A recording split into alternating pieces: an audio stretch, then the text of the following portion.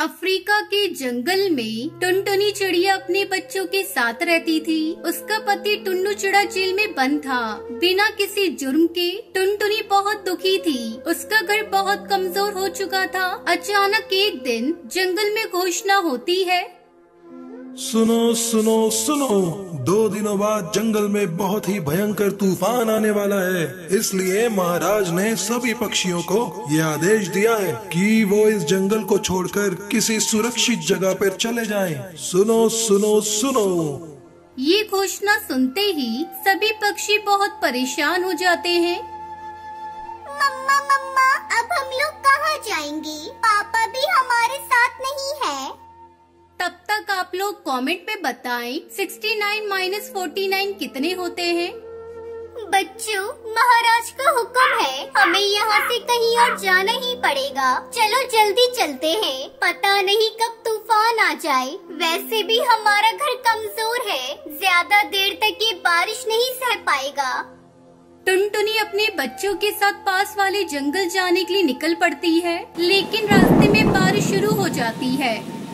बच्चों, आओ हम लोग इस पेड़ पर बैठते हैं, बारिश रुकते ही हम आगे बढ़ेंगे। टुनटुनी अपने बच्चों के साथ पेड़ पर छप्पर डालकर बैठ जाती है। थोड़ी देर बाद गोलू भूख से रोने लगता है। मम्मा, भूख लगी है। मम्मा, मुझे भी भूख लगी है। क्या करूं? मेरे बच्चे भूखे हैं। जल्दी जल्दी में मैं बच्चों को कुछ खिला भी ना सकी।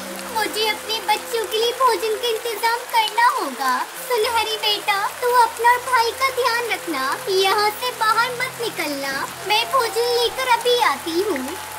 टुनटुनी भोजन की तलाश में चली जाती है। इधर गोलू सुनहरी से कहता है, दीदी, मुझे बारिश में भीगना बहुत अच्छा लगता है। चलो ना, बारिश में भीगते हैं। ना पापा ना, मम्मा को पता चलेगा तो वो हम दोनों को बहुत पीटेंगी। चलो ना दीदी, माँ को कैसे पता चलेगा? माँ तो भोजन लेने गई है। तुम्हें भी तो बारिश में भीगना अच्छा लगता है ना? चलो ना दीदी। सुनहरी और गोलू दोनों बारिश में भीगने लगते हैं। तभी शिकारी चील गोलू को पंजे में दबाकर उड़ जाता है। मम्मा, मम्मा जल्दी आओ। मम्मा, वो चील गोलू को उठाकर ले गया। सुनहरी जोर जोर से रो रही थी। तभी टुनटुनी भोजन लेकर आती है। क्या हुआ बेटा तुम्हें? गोलू कहाँ है? मम्मा, एक चील गोलू को उठाकर ले गया। लेकिन मैं तुम दोनों को यहाँ छुपा कर गई थी बिटिया, फिर कैसे? मम्मा, मैं और गोलू बारिश में भीग रहे थे, तभी वो चील पता नहीं कहाँ से आ गया और गोलू को पकड़ लिया। हमने आपकी बात नहीं मानी। चलो यहाँ से बेटा, हम लोग आगे चलते हैं। शाम होने तक किसी जंगल में पहुँच जाए, यही बहुत है। टुनटुनी चिड़िया अपनी बेटी सुनहरी के साथ आगे का सफर पूरा करती है। उसे दूसरे जंगल में एक गुलाब का घर दिखाई देता है। वो उस घर के पास जाती है और दरवाजा खटखटाती है। कौन हो तुम दोनों? हम दोनों परदेसी हैं बहन। हमारे जंगल में बहुत बड़ा तूफान आया हुआ है। कुछ दिनों के लिए अपने गुलाब घर में हमें रहने को दे दो। तूफान थमते ही हम दोनों यहाँ से चले जाएंगे। आ जाओ अंदर तुम दोनों। मेरे गुलाब घर में बहुत जगह है, तुम दोनों जब तक चाहो रह सकती हो। टुनटुनी खुशी खुशी अपनी बेटी सुनहरी के साथ उस गुलाब घर में रहने लगती है। कुछ दिन बाद बारिश थम जाती है। सुंदरी बहन, हमें इजाजत दो, अब हम चलते हैं। आपका बहुत धन्यवाद, आपने हमारे तूफान से बचने में मदद करी। सुंदरी कौवी एक भली जादूगरनी कौवी थी। उसे टुनटुनी के हाल पर दया आ जाती है। ये लो टुनटुनी बहन, ये जादुई गुलाब के बीज है। इसे एक सुरक्षित जगह देखकर मिट्टी में दबा देना, ये गुलाब घर में बदल जाएगा। टुनटुनी इस बीज को सुंदरी से लेकर नदी किनारे की मिट्टी में दबा देती है। अगली सुबह वहाँ गुलाब घर देखकर दोनों माँ बेटी खुश हो जाती हैं और खुशी खुशी उसमें बाकी की जिंदगी काट देती हैं।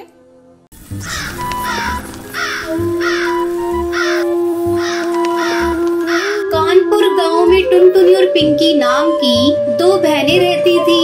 टुनटुनी चिड़िया बहुत अच्छी स्वभाव की थी। वही पिंकी चिड़िया दिखने में बहुत सुंदर थी। वो स्वभाव से बहुत ही घमंडी और लालची थी। वो टुनटुनी चिड़िया से बहुत ही बुरा बर्ताव करती थी। एक दिन टुनटुनी चिड़िया पिंकी की फेवरेट नेल पॉलिश नाखूनों पर लगा लेती है, जिसे देखकर पिंकी चिड़िया गुस्से से आग बबूला हो गई। क्योंकि तेरी हिम्मत कैसे हुई मेरी नेल पॉलिश को हाथ लगाने की? तेरे काले हाथों में नेल पॉलिश अच्छी नहीं लगती। तूने मेरी नेल पॉलिश गंदी कैसे कर दी? पता है कितनी महंगी नेल पॉलिश थी? पिंकी, तुम तो मेरी सगी बहन हो, फिर तुम मेरे साथ ऐसा बर्ताव क्यों करती हो? तेरे जैसी गंवार मेरी बहन नहीं हो सकती। कहाँ मैं इतनी सुंदर पढ़ी लिखी और कहाँ तू गंवार 5th पास। चल अब जल्दी से मेरे घोंसले से बाहर निकल। खबरदार आगे से मेरे किसी भी नेल पॉलिश को हाथ लगाया तो। अपनी बहन पिंकी की बात सुन टुनटुनी चिड़िया बहुत दुखी होकर अपने घोंसले में चली गई। उसी गांव में जंगल के पास एक गुफा में एक दुष्ट जादूगर कौवा रहता था। उस जादूगर ने एक दिन नदी किनारे अपनी जादुई शक्ति से एक मायावी नेल पॉलिश का पेड़ लगाया। आखिरकार मायावी नेल पॉलिश का पेड़ यहाँ लग ही गया। हा हा हा। अब जो भी चिड़िया इस पेड़ से नेल पॉलिश लेकर अपने नाखूनों पर लगाएगी तो वो मेरे कब्जे में आ जाएगी। ऐसे ही एक एक करके गांव की सभी चिड़ियों को अपनी मुट्ठी में कर लूंगा। उसके बाद मैं सबकी बलि चढ़ा दूंगा। फिर मैं दुनिया का सबसे शक्तिशाली जादूगर बन जाऊंगा। ऐसे ही एक दिन पिंकी चिड़िया अपनी कुछ सहेलियों के साथ नदी किनारे घूमने गई। तभी उनकी नजर नेल पॉलिश के पेड़ पर पड़ी। पेड़ पर रंग बिरंगी नेल पॉलिश देखकर पिंकी चिड़िया अपनी सहेलियों से बोली, अरे लूसी देखो तो, मैंने ऐसा पेड़ कभी नहीं देखा। इस पेड़ पर तो ढेर सारे सुंदर सुंदर नेल पॉलिश लगी हुई है। वैसे भी मेरी फेवरेट नेल पॉलिश उस गंवार टुनटुनी ने खराब कर दी। चलो इस पेड़ से नेल पॉलिश तोड़ लेते हैं। हाँ यार, मैंने भी ऐसा पेड़ पहले कभी नहीं देखा, लेकिन ये पेड़ यहाँ आया कहाँ से? ये पेड़ आया कहीं से भी हो, है तो हमारे काम की। चल अब ज्यादा मत सोच, जल्दी से नेल पॉलिश तोड़ लेते हैं। तू ठीक कह रही है, मेरी भी नेल पॉलिश खत्म हो गई है। ऐसा मौका फिर नहीं मिलेगा। मुफ्त में इतने सारी नेल पॉलिश मिल रही है। इतना कहकर पिंकी चिड़िया और उसकी सहेलियाँ उस जादुई नेल पॉलिश के पेड़ से अपने लिए ढेर सारी नेल पॉलिश तोड़ लेती है। घर जाकर जैसे ही वो दोनों नेल पॉलिश अपने नाखूनों पर लगाती है, नेल पॉलिश लगाते ही वो दोनों जादूगर की गुफा में पहुंच जाती है। अपने आप को गुफा में पाकर तीनों बहुत घबरा गई। अरे ये हम कहाँ आ गए? तभी वहाँ जादूगर कौवा आया और हंसते हुए बोला, हा हा हा। अरे वाह सुंदर चिड़ियों, तुम्हारा स्वागत है। आखिरकार गांव की चिड़ियों ने मेरे बनाए गए मायावी पेड़ में से नेल पॉलिश लगा ही ली। ऐसा कहकर जादूगर जोर जोर से हंसने लगा। प्लीज हमें छोड़ दो, हमसे गलती हो गई, हमें मत मारो। अरे चुप, तुम्हारी जैसी सुंदर चिड़ियों की बलि देखकर मेरे कुल देवता बहुत खुश होंगे और मुझे बहुत जल्द शक्तिशाली बना देंगे। मैंने जादुई नेल पॉलिश का पेड़ इसलिए तो लगाया था ताकि गांव की चिड़िया मेरे बनाए हुए जाल में फंस जाए। अब तुम दोनों मेरे कब्जे में हो। अब तुम्हें मेरे चंगुल से कोई नहीं बचा सकता। हा हा हा। दूसरी ओर काफी समय बीत जाने के बाद पिंकी चिड़िया को घर में न पाकर टुनटुनी चिंता में पड़ गई। टुनटुनी चिड़िया पिंकी को ढूंढने उनकी सहेलियों के घर गई, लेकिन वहां जाकर उसे पता चला पिंकी की सहेलियां भी घर पर नहीं है। फिर टुनटुनी परेशान होकर अपनी बहन पिंकी को ढूंढते ढूंढते नदी किनारे पहुंची। तभी उसकी नजर उस नेल पॉलिश के पेड़ पर पड़ी। उस पेड़ को देखकर टुनटुनी चौंक गई और सोचने लगी, अरे ये कैसा पेड़ है? इस पर तो रंग बिरंगी नेल पॉलिश लगी हुई है। मैंने आज तक कभी किसी पेड़ पर नेल पॉलिश लगी हुई नहीं देखी। कल जब मैं यहाँ आई थी तब ये पेड़ यहाँ पर नहीं था। फिर अचानक रातों रात ये पेड़ यहाँ कैसे आ गया? कहीं कुछ गड़बड़ तो नहीं है? वो सोच ही रही थी कि तभी वहाँ एक सुंदर सी चिड़िया आई और उस पेड़ में से नेल पॉलिश निकालकर अपने नाखूनों पर लगाने लगी और देखते ही देखते वो अचानक गायब हो गई। ये नजारा देख टुनटुनी हक्का बक्का रह रह गई। लगता है ये कोई मायावी पेड़ है और किसी ने इसका गलत इस्तेमाल करने के लिए यहाँ लगाया है। मुझे लगता है मेरी बहन भी नेल पॉलिश को लगाकर गायब हुई है। मुझे अपनी बहन तक पहुँचने के लिए ये नेल पॉलिश लगानी होगी। टुनटुनी चिड़िया नेल पॉलिश लगाने ही वाली होती है कि तभी एक परी वहाँ प्रकट हुई और बोली, रुक जाओ, ये तुम क्या करने जा रही हो? तुम उस दुष्ट जादूगर से अकेले कैसे लड़ पाओगी? मुझे अपनी बहन को किसी भी कीमत में बचाना है, चाहे मेरी जान ही क्यों न चली जाए। साथ ही मुझे गांव की बाकी चिड़ियाओं की भी जान बचानी है।